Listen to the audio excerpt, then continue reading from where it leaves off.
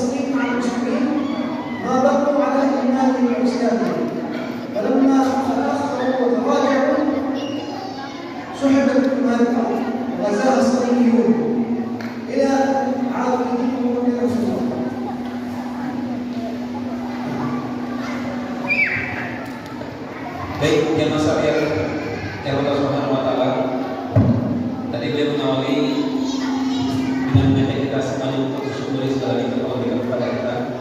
Nikmat yang terdapat banyak yang Allah berikan kepada kita itu untuk kita syukuri. Selanjutnya Sallallahu Alaihi Wasallam kepada junjungan kita Nabi Muhammad Sallallahu Alaihi Wasallam. Allahumma sholli ala Muhammad. Dan yang masyarakat tadi beliau membicarakan seputar Masjid Al-Aqsa, utama-utama yang terdapat pada Masjid Al-Aqsa ini. Di awal pembicaraan ketika beliau mengatakan bahwa Masjid Al-Aqsa ini merupakan tempat yang penuh dengan keberkahan. Masya Allah. Dan yang masalah keberkahan Al-Aqsa ini bukan hanya untuk masjidnya, tetapi juga untuk sekitarnya. Ya. Dalam Al-Quran di surah Al-Aqsa dikatakan barakahullah, yang kami berkahi sekelilingnya. Bahkan jamaah sekalian keberkahan Al-Aqsa ini juga akan sampai ke pintu-pintu rumah kaum muslimin. Kalau di dalamnya ada orang yang berjuang untuk Al-Aqsa, maka mereka pun akan meraih keberkahannya. Jamaah sekalian, selanjutnya tadi dia mengatakan bahwasanya Al-Aqsa ini merupakan masjid kedua yang Allah bangun di muka bumi ini setelah Masjid Al-Haram. Jadi Masjid Al-Haram lebih dahulu dibangun. Banyak beberapa pendapat siapa yang membangunnya jamaah sekalian, tetapi pendapat yang kuat adalah Nabi Adam alaihissalam. Dibangun Masjidil Haram, setelah itu 40 tahun kemudian dibangun juga Masjid Al-Aqsa. Nah, jamaah sekalian yang Allah Subhanahu wa Ta'ala, Masjid Al-Aqsa ini juga merupakan tempat Isra wal Mi'rajnya Nabi kita sallallahu alaihi wasallam. Bahkan jamaah sekalian, Al-Aqsa ini disebut juga dengan bahwa betul ila sama, itu gerbangnya menuju langit. Mengapa jemaah sekalian? Karena memang ketika Allah Subhanahu wa Ta'ala ingin mengangkat hambanya dari bumi ke langit atau sebaliknya menurunkan hambanya dari langit ke muka bumi melalui Masjid Al-Aqsa ini. Salah satunya ya pada peristiwa Isra wal Mi'raj. Ya, bukankah Allah Subhanahu wa Ta'ala Maha mampu untuk mengangkat Nabi sallallahu alaihi wasallam ini dari Masjidil Haram langsung ke langit yang ketujuh? Mampu Allah? Betul, Allah mampu menyebabkan yang diragukan. Tapi dia masyarakat Allah tidak melakukannya. Allah mengangkat Nabi Muhammad SAW ini dari Masjidil Aqsa ke langit ketujuh tanpa harus terlebih dahulu. Nah, jemaah sekalian ini menunjukkan bahwasanya Al-Aqsa ini merupakan pintu kedua yang lagi. Ya, banyak sebenarnya kisah-kisah lainnya kalau kita kali sejarah, tapi kali ini mencontohkan hanya peristiwa Isra wal Mi'raj Nabi sallallahu alaihi wasallam saja. Bahkan jemaah sekalian, Al-Aqsa ini juga merupakan tempat yang penuh dengan keistimewaan. Ya, selain tadi kita sampaikan, tadi belum menyampaikan bahwa tempat ini tempat pernah didatangi oleh semua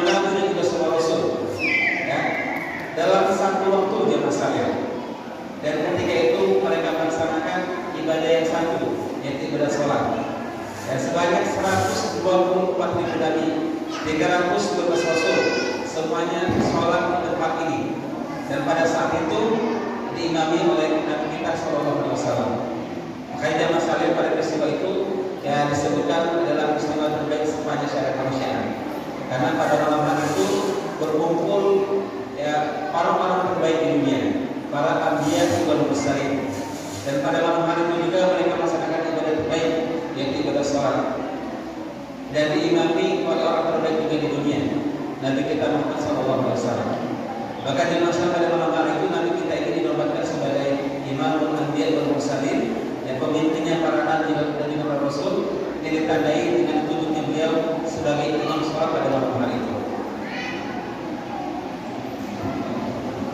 Inna ad-dina 'inda Allah al-Islam, fala yuqbal ayyu insan ghairu al-Islam dinan 'inda Allah.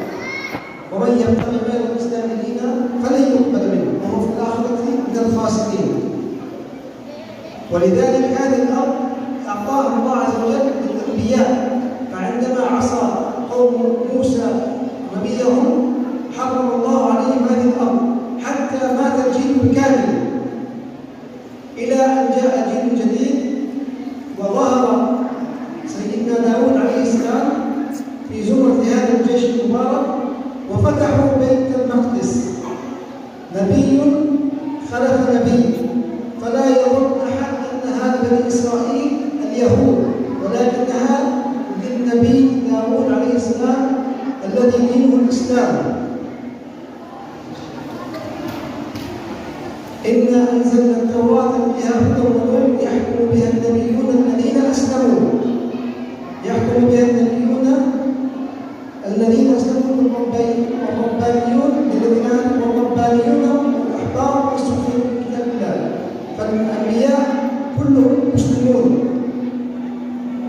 ولا يوجد زعم أن النبي صلى الله عليه وسلم نبينا إبراهيم عليه السلام كان يهوديا ونصرانيا، فقد قال الله عز وجل: ما كان إبراهيم يهوديا ولا نصرانيا ولكن كان حنيفا مسلما وما كان من المشركين. Baik jamaah sekalian, tadi sudah jelas bagi kita ya, bahwa saya Al-Aqsa ini bukan hanya milik orang Palestina saja, bukan hanya milik orang Arab saja, akan tetapi milik kaum muslimin dimanapun mereka berada. Dan jamaah sekalian, kaum muslimin ini bukan hanya umat Nabi Muhammad saja, ya, tetapi jamaah sekalian, orang Islam itu adalah semenjak diutusnya Nabi pertama, yaitu Adam alaihissalam. Ya, Nabi Adam alaihissalam yang sekalian sampai Nabi Isa alaihissalam, mereka semuanya adalah orang Islam. Ya, akidah mereka satu jemaah sekalian. Tadi beliau menyebutkan dalilnya jemaah sekalian. Dan ini juga ditandai jemaah sekalian bahwasanya Al-Aqsa ini ya adalah kiblatnya kaum muslimin. Ya, dari Nabi Adam alaihissalam sampai Nabi Muhammad, masing-masing jemaah sekalian memiliki syariat sholat. Dan sholat mereka menghadap kiblat, dan kiblat mereka menghadap Masjid Al-Aqsa. Ya. Jadi jamaah sekalian, Al-Aqsa ini adalah miliknya kaum muslimin. Ya, karena banyak diselewengkan sejarahnya, ada diskursus sejarahnya misalnya bahwasanya Al-Aqsa ini adalah katanya milik yang orang Yahudi. Nah, tadi jamaah sekalian dikatakan bahwasanya Al-Aqsa ini adalah milik Nabi Ibrahim dan Ibrahim adalah bapaknya orang Yahudi katanya. Tapi kata saya tidak, ya. Bahkan jemaah sekalian, Allah dengan tegas menyatakan Al-Quran, ya, maka Nabi Ibrahim Yahudian wala Nasranian. Nabi Ibrahim itu bukan orang Yahudi, bukan juga orang Nasrani. Akan tetapi dia adalah hanifan muslimah. Dia adalah orang yang lurus dan dia adalah orang Islam. Nah, jemaah sekalian, begitu juga ya. Nabi-nabi terdahulu seperti Nabi Daud alaihissalam dan seterusnya jemaah sekalian, mereka juga memperjuangkan Masjid Al-Aqsa ini. Jadi Al-Aqsa ini adalah sesungguhnya adalah tempat ya di mana Asirah dengan Al Batil ya masalah. Tempat ini adalah merupakan tempat terjadinya pertempuran antara benar dan batil, dan ini terjadi sejak zaman dahulu sampai sekarang. Dan jamaah sekalian yang dimiliki Subhanahu wa taala, ya, tadi dia juga menyampaikan bahwasanya tempat ini di bumi Palestina ini jamaah sekalian adalah bumi yang suci, bahkan banyak kitab-kitab samawi yang diturunkan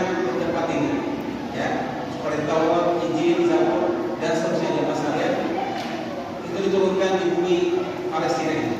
Ya, tapi dia masalah Palestina ini merupakan tempat yang mulia, tempat yang suci sejak zaman dulu sampai saat ini, bahkan sampai hari kiamat nanti.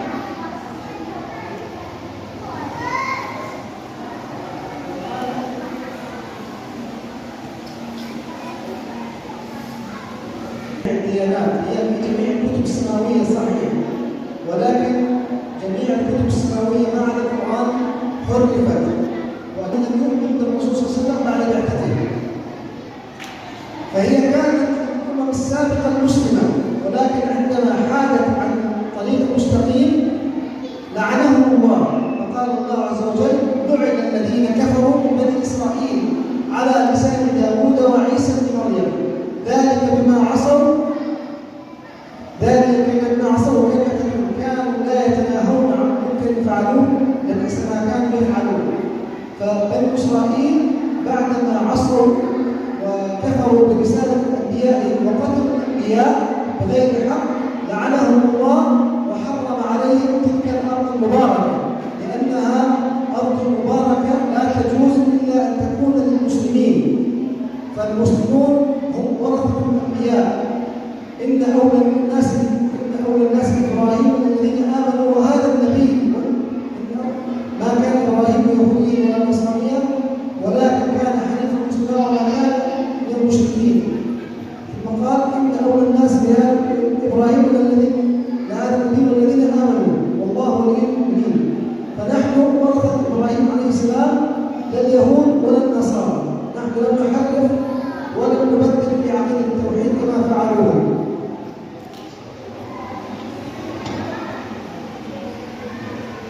Baik, yang masalah yang Allah Subhanahu wa Ta'ala tadi beliau menyampaikan ya, jadi distorsi ataupun penyelewengan pemahaman terhadap Al-Aqsa ini terus terjadi.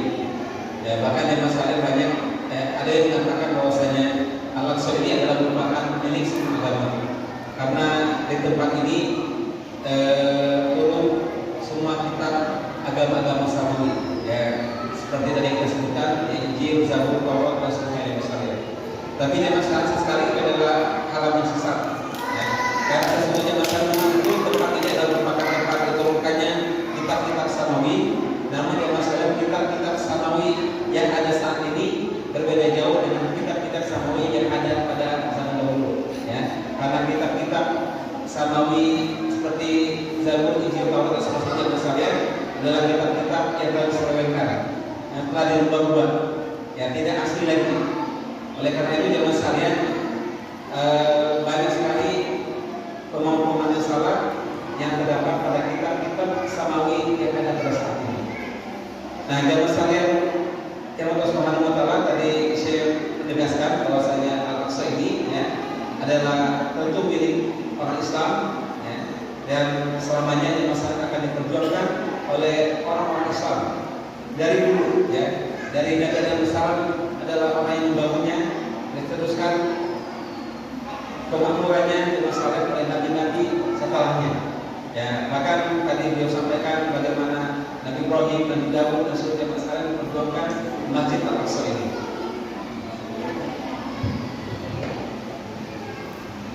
لذلك لا يجوز التفريط في هذا المسجد ولا الخداع بقول ان هذا المسجد ينام خلافه المسلمين فقط. والان لا يوجد احد يدافع عن المسجد الاقصى الا اهل المرابطون فيه. اما الامه حيث لا خليفه لها ولا احد يدافع عنها ما تملك الا الدعاء والدعم بالمال، هذا أضعف الإيمان. والقلب الواجب أن ندعم إخواننا المرابطين نثبتهم في أرضهم في المسجد الأقصى حتى لا يكون اليهود بإزالته وإقامة هيكله المزعوم. Baik jemaah sekalian, yang Allah Subhanahu wa Ta'ala tadi beliau menyampaikan bahwasanya kita sebagai pemiliknya yang sekalian, kita juga yang memperjuangkannya, ya, karena saat ini yang sekalian Al-Aqsa ya sedang berada di kekuasaan oleh orang Yahudi dan mereka ya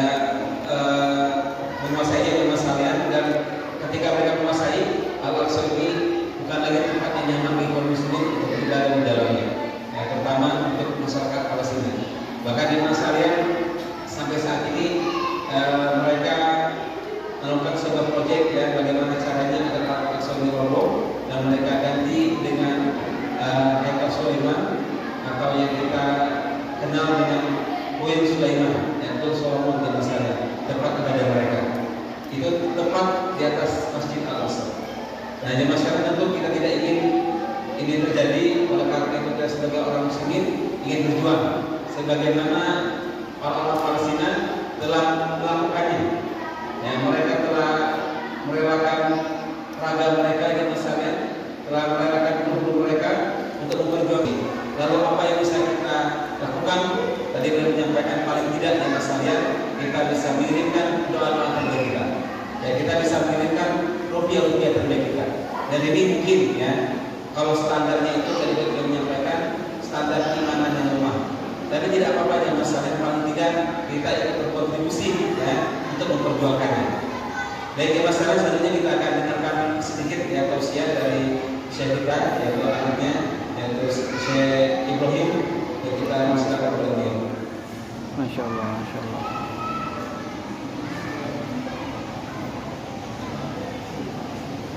من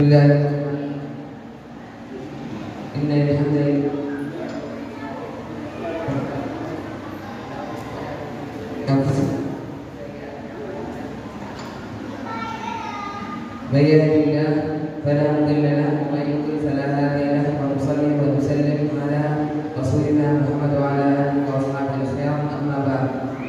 اليوم في الليله المباركه هذه سوف اتكلم عن اهميه القران في حياه الانسان وفضائل قراءه القران وتدبره وحفظه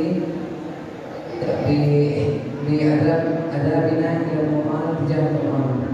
ومن آداب الإنسان تجاه القرآن أن نقرأه بطريقة صحيحة بالتجويد وأن نتعلم حروفه وأن نتعلم وندرس تجويده ومخارج الحروف وأن يكون لدينا شيخ مطلق لنقرأ القرآن عنده وما صاحب القرآن أحدا أبدا وصاحب صادقا إلا ورأى الخير في الدنيا قبل الآخرة ورأى انفعال القرآن والقرآن في حياته إلا ورأى الخير في حياته في الدنيا قبل الآخرة. Di zaman sekalian, jadi para ulama mengatakan ya Al-Aqsa itu akan memberikan kalau Al-Quran itu ya terdapat di dalam dada-dada kaum muslimin. Nah itu masalah makanya materi kedua kita ini ya disampaikan oleh sesi kita dengan materi Al-Quran. Tadi diawali mengajak kita untuk bersyukur atas nikmat yang diberikan kepada kita. Lanjutkan masalah salam kepada kita dari Rasulullah SAW. Dan masalah tadi beliau mengatakan, insya Allah pembahasan kita malam hari ini kita bahas tentang pentingnya Al-Quran dalam kehidupan manusia. Jamaah sekalian, tadi beliau menyampaikan, mungkin kita akan awali bagaimana adab kita, bagaimana cara kita berinteraksi dengan Al-Quran. Nah, jamaah sekalian, tadi beliau menyampaikan yang pertama adalah kita memberikan hak-haknya jamaah sekalian. Hak Al-Quran atas kita. Di antaranya adalah ya, kita membacanya. Ya. Kalau bacaan kita lebih bagus, jamaah sekalian maka kita pelajari bagaimana cara pengucapan huruf-hurufnya, makhraj hurufnya, ya huruf ini di mana tempat keluarnya. Bagaimana bacaannya, panjang pendek dan seterusnya kita pelajari jamaah sekalian. Setelah itu ya kita tadabburi, ya kita pahami apa yang Al-Quran inginkan dari kita. Setelah kita tahu apa yang Al-Quran inginkan pada diri kita, kita mengamalkannya dalam kehidupan kita sehari-hari. Setelah kita amalkannya sekalian, kita merasakan betapa nikmatnya Al-Quran pada diri kita. Kita pun mengajak orang lain untuk mengamalkannya sebagaimana kita telah melakukannya. وعلى كل واحد منا مصاحبة القرآن مصاحبة على أنه كلام الله وتعظيم القرآن على أنه كلام الله وأنزل إلى أشرف الخلق وأنزله جبريل عليه السلام وهو أشرف الملائكة ومصاحبة القرآن وتعظيمه إذا رأينا أي واحد إذا عظم القرآن في حياته سينعكس هذا التعظيم عليه بتعظيم الناس له. فأي شخص فأي فرد منا يعظم القرآن سوف يرى انعكاس تعظيم القرآن عليه أن الناس يعظمونه ويجددونه كما أنه على القرآن.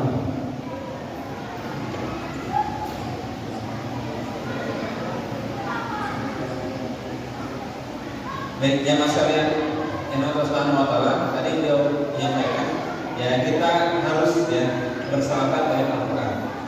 Ya, kita bersahabat dengan Al-Qur'an, kita menjadikan Al-Qur'an ini teman kita dalam keseharian kita. Ya. Jamaah sekalian, ketika Al-Qur'an mengatakan kita sholat, jamaah sekalian, kita ikut sholat. Ketika Al-Qur'an mengatakan agar kita bersuci, kita bersuci, dan seterusnya. Karena kita jadikan Al-Quran yang menjadi sahabat kita. Karena jemaah sekalian, Al-Quran ini adalah kalam Allah Subhanahu wa taala. Kata-kata Allah Subhanahu wa taala suci jemaah sekalian. Dan ini pun diturunkan kepada orang terbaik di dunia melalui malaikat terbaik. Dan insya Allah kalau kita membacanya, mengamalkannya dan mendakwakannya jemaah sekalian, kita akan menjadi orang-orang terbaik yang ada di dunia ini. Al-Aqsa itu hanya ini saja, itu juga salah. Kalau Al-Aqsa itu hanya ini saja, itu juga salah. Jamaah sekalian, karena Al-Aqsa adalah semua yang masuk dalam garis merah ini.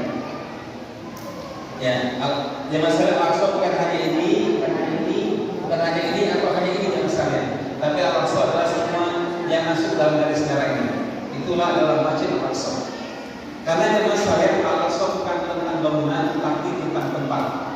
Karena jamaah sekalian, bangunan-bangunan yang ada dalam Masjid Al-Aqsa ini adalah bangunan-bangunan baru atau bangunan-bangunan yang belum ada ketika pertama kali dibangun. Yang ini jamaah sekalian dibangun pada masa Khalifah Umar bin Khattab. Ya, ini dibangun pada masa Khalifah Abu Malik bin Marwan dan seterusnya jamaah sekalian. Bahkan ketika Nabi SAW Isra wal Mi'raj ke tempat ini jamaah sekalian, bangunan-bangunan itu belum ada. Apalagi ketika pertama kali dibangun. Hanya fondasi-fondasi saja jemaah sekalian yang mengelilingi sekeliling kompleks Masjid Al-Aqsa.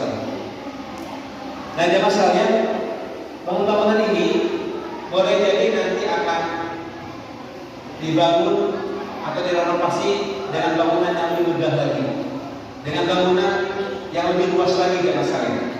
Atau sebaliknya akan dirobohkan, dihancurkan. Tetapi jemaah sekalian, selamanya Al-Aqsa akan tetap ada.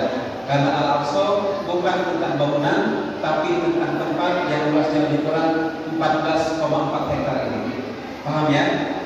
Nah jemaah sekalian, tempat ini adalah tempat yang sangat istimewa. Karena tadi kita sampaikan di awal jemaah sekalian, tempat ini adalah merupakan tempat ya, di mana pernah dikunjungi oleh semua nabi dan semua rasul sebanyak 124.000 nabi, 315 rasul, semuanya beribadah di tempat ini diimami oleh Nabi kita sallallahu alaihi wasallam.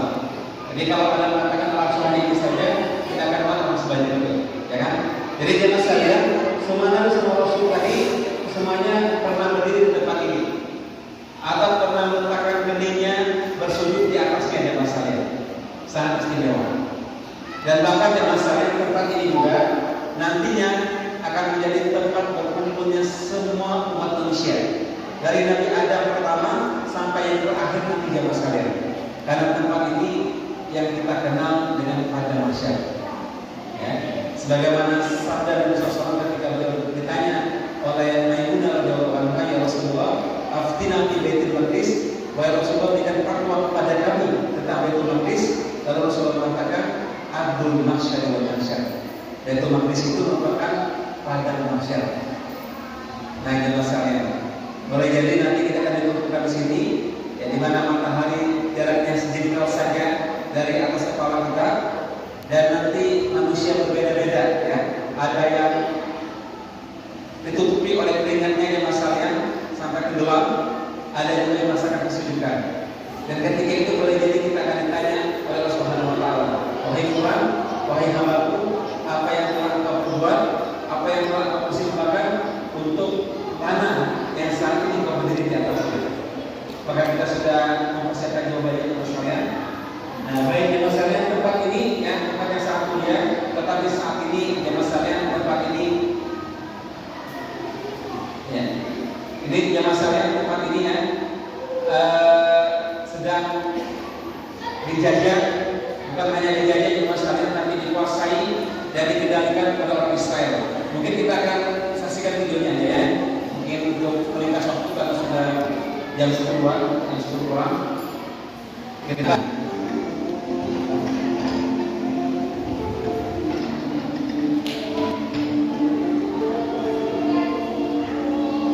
tes seperti kan. Nah, jamaah sekalian, tes seperti kan. Dulu masjid ini jamaah sekalian adalah masjid yang selalu terdengar suara azan dengan merdu sehari 5 kali. Ya, kaum muslimin bisa dengan bebas ya, masuk ke sini beribadah, silaturahim, atau mereka menghadiri taklim-taklim yang ada di sudut-sudut masjid.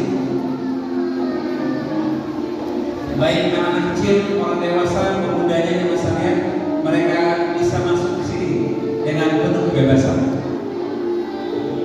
Ini pada sahabat misalnya yang dibangun pada masa Khalifah Abdul Malik bin Marwan ya. Saat ini disebut dengan musyawarah lisan ya, karena tempat ini misalnya hanya diperuntukkan untuk para wanita saja. Lihat, terdiri sangat bagus sekali dan tempat di bawah kubah kuning ini misalnya ada batu ya, batu itu telah dijaga Nabi SAW ketika beliau mau mi'raj ke atas lagi. Nah, tapi jamaah sekalian semuanya berubah ya, semuanya 180 derajat ya, terbalik kontrasnya jamaah sekalian setelah orang Yahudi menguasai Masjid Al-Aqsa ya. Mereka jaga jamaah sekalian ketika mereka sangat ketat sekali ya, bahkan mereka menjaganya dengan pakaian perang ya, dengan senjata-senjata mereka jamaah sekalian ya. Mereka melarang kaum muslimin untuk sholat di dalamnya.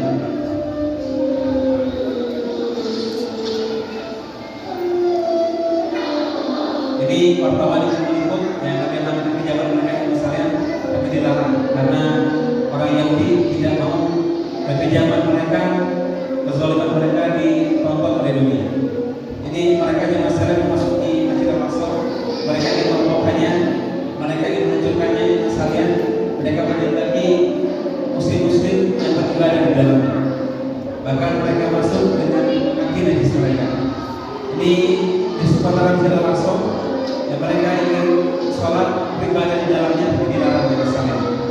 Bahkan mereka dilempar dengan bom-bom yang sangat berbahaya untuk melindungi mereka. Kalian yang masalah ini didorong-dorong, ya, tarik-tariknya masalah. Bahkan ini ada wanita muslimah yang pakai jilbab warna putih didorong sampai tersungkur ke atas, tersungkur di atas lantai yang sendiri. Bayangkan dia adalah orang tua kita, dia adalah orang kita yang sama. Ini ada pemuda berdarah-darah ingin evakuasi dengan pertolongan, tapi dilarang untuk melalui jalan yang dekat. Ya, disuruh mencari jalan yang lain yang misalnya. Lihat betapa tidak ada manusia pada orang Yahudi. Padahal yang membawa mereka misalnya, yang membawa pemuda ini adalah orang medis yang mereka dilindungi oleh undang-undang dunia.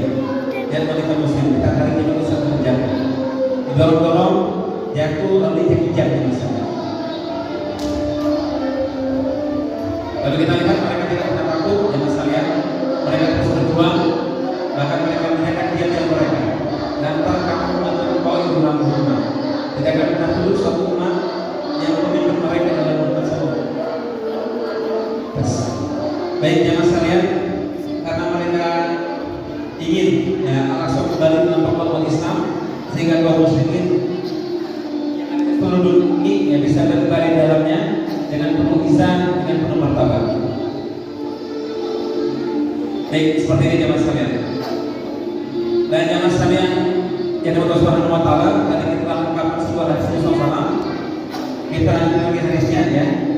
Nabi SAW mengatakan yang masalahnya ketika beliau ditanya oleh Maimunah, jika dipatuah kepada dengan seorang Rasulullah yang tidak mampu datang ke sana, apa yang mesti kepada Rasulullah? Rasulullah mengatakan patuh di lahu zaitan. Engkau berikan minyak, engkau berikan hadiah berupa minyak. Dan kata Rasulullah, minyak ini yang akan menghidupkan dan terang Al-Aqsa. Dalam kata lain masalah yang akan mempertahankan kelangsungan ibadah di dalamnya.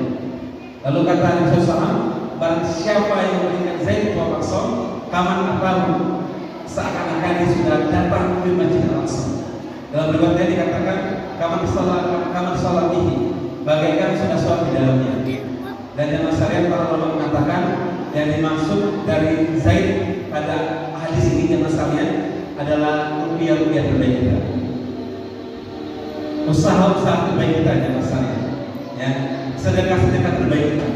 Oleh karena itu yang masalahnya saat ini ya kita datang yang masalahnya untuk memfasilitasi jamaah yang ingin memberikan infak terbaiknya, memberikan sedekah terbaiknya untuk pejuang-pejuang Al-Aqsa, kita persilakan. Nah, jemaah sekalian, insyaallah teman-teman kita akan berkeliling memfasilitasi jamaah yang ada untuk memberikan infak-infak terbaiknya. Kita persilakan yang kepada tim yang untuk berkeliling memfasilitasi jamaah yang hadir untuk bersama-sama sebagaimana firman Allah Subhanahu wa taala, "Matsalul ladzina yunfiquna amwalahum fi kamathali habbatin ambatat sab'a sanabilan fi kulli sunbulatin mi'atu habbah. Wallahu yudhi'u man yasha' wallahu wasi'un 'alim."